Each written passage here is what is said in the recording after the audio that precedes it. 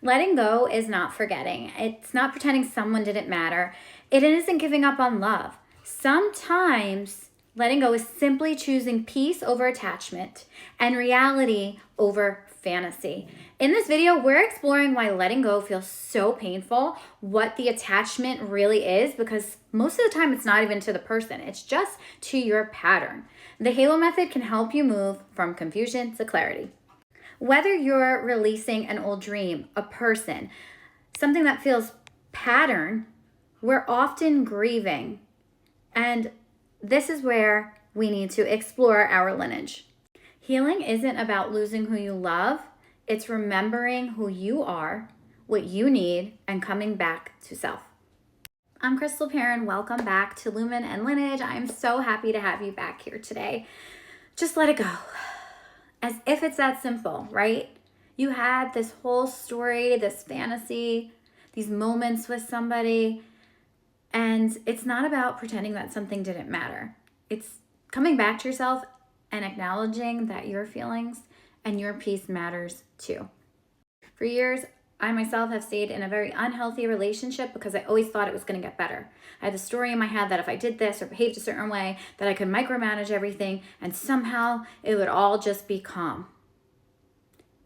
It's really hard to let go of that and realize this is the reality of the situation. This is where this person is at. This is what they're offering. This is their max capacity. They're giving me what they're capable of at their level of perception. And it doesn't resonate with me anymore. And so, sometimes you have to walk away and choose yourself. And that's okay. It's okay to be selfish in those moments where your emotional needs are not being met. You can still love somebody, but their emotional intelligence might not be at the same level as yours. You might be operating over here and they might be operating over there, and that's okay. But it's important to use your discernment to notice the discrepancy so that you can let go and come back to yourself. The Halo method begins with illuminating, okay? Ask yourself, what am I actually holding on to? Why can't I let go? Is it the person, or is it the possibility, the relationship, or the identity that you built around it? I was married. I was a wife and a mom. That was my only identity. I didn't know who the hell I was. And so I had to cling and fight to stay in that relationship because I didn't want to lose my sense of self. I didn't know who I was. Sometimes we stay attached because we have to admit that the story we believe is just no longer true. It just is what it is. And that can be pretty painful because the fantasy's ending, right? You're getting clarity. But ultimately, that is going to be your saving grace. When you come to terms with the situation, you're able to say, you know what, this isn't for me anymore. You can send that person love. You can respect everything that y'all been through, but you might be a different person, right? That's the whole purpose of life. You don't want to stay stagnant. You don't want to stay the same. You want to evolve. You want to grow. You want to change. You want to be different versions of yourself. I mean, you could stay the same version from 0 to 100 if you want, but I think that might get kind of boring. And I feel like your soul's going to start screaming at you like, hey, let's switch this up. Let's try something new. The next step in the Halo method is reveal. How does holding on make you feel? Are you hopeful? Are you exhausted? Are you connected? Or are you anxious? Listen to the cues in your body. Sit still, think about what's going on, and listen to your body. Healing doesn't ask us to just ignore our emotions. It asks us to identify them, become curious about them, name them. Emotions aren't bad. It's what's your body is picking up on in that moment. They're not enemies, they're messengers, and they change, which is a good thing. Like if you're feeling really sad or depressed about something, just know, give yourself grace, sit with those feelings because it's not going to last forever. But it is important to be able to identify them and acknowledge what's going on and how it's making you feel.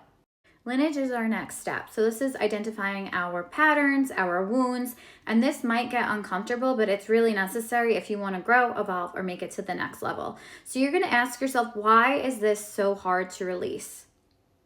Along the way, did you learn that love had to be earned, that you had to behave a certain way, that you waiting for a person is your identity? You're always just on the cusp. Things are just around the corner going to get better.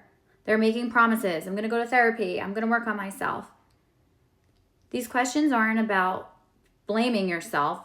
It's about understanding. Because if you have more compassion for your patterns and what you're used to, the less power that they're going to have over you. And then finally, we're going to return to ourselves. You're going to do one small thing. Take action today. Set a boundary. Don't double text. Say what you mean and walk away. Don't keep engaging. Anything small, and it's going to feel uncomfortable at first, and it's going to be hard, but as you do it, it's going to become better.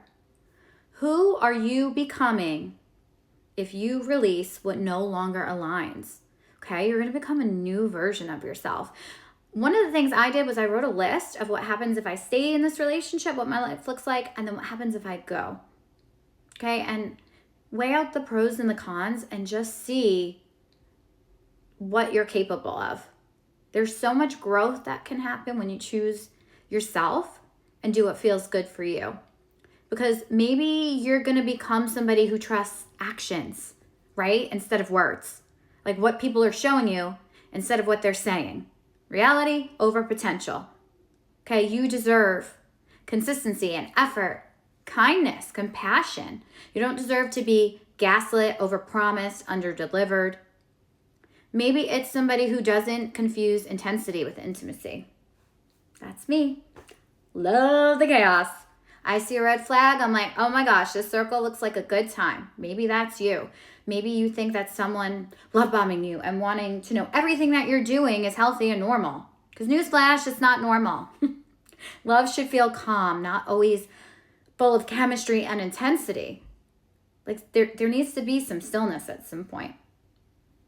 Maybe you're becoming somebody who learns that love doesn't require uncertainty. It doesn't have to be all over. You don't have to investigate. You don't have to read cues emotionally. And if you've had some type of child trauma, we're very good at reading the room. We're very good at understanding everybody's emotions because we have to know how to react quickly to kind of diffuse situations and keep ourselves safe. But you're an adult now and you can keep yourself safe. It's okay to stand up for yourself.